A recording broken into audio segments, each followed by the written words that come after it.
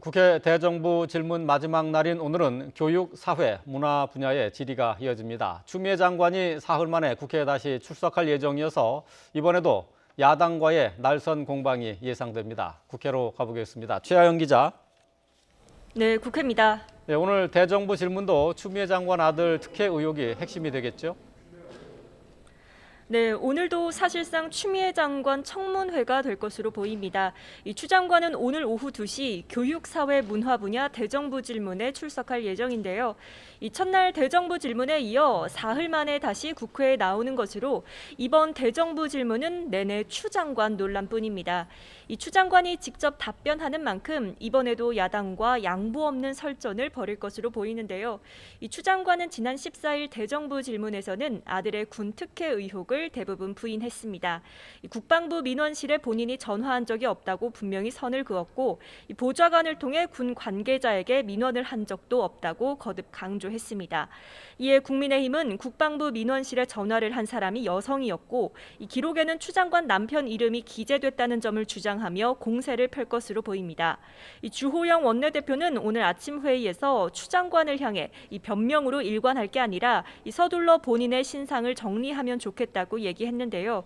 안 되면 문재인 대통령이 해임할 것을 촉구한다고까지 말했습니다. 오늘 대정부 질문에서는 추 장관뿐만 아니라 이 정세균 국무총리와 유은혜 교육부 장관, 진영 행정안전부 장관 등도 함께 자리합니다. 이 코로나19 재확산에 따른 정부 대응과 초중 고교생 등교 수업, 이 조두순 문제 등도 다뤄질 것으로 전망됩니다. 추 장관을 둘러싼 야당 공세에 여당이 적극적으로 비호에 나서는데요. 되려 빈축을 사고 있죠? 네, 일단 무리수 발언으로 이 야당의 공세를 키운 모양새가 됐습니다.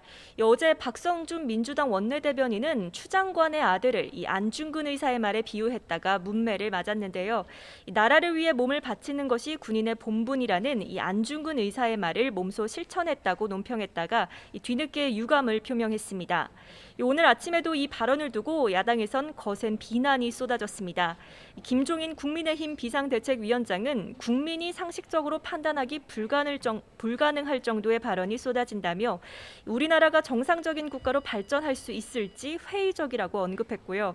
안철수 국민의당 대표 역시 희대의 망언이라며 여당의 뻔뻔스러운 태도와 금도를 넘어선 망언에 나라의 장래가 걱정된다고 강하게 비판했습니다. 여당의 말실수는 이뿐만이 아니었습니다.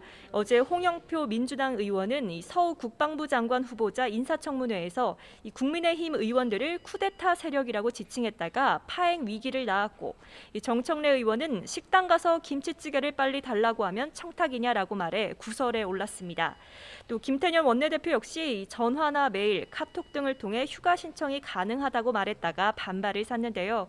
이런 분위기를 의식한 듯 민주당은 오늘 아침 정책조정회의에서 추 장관에 관한 말을 전혀 꺼내지 않았습니다. 지금까지 국회에서 전해드렸습니다.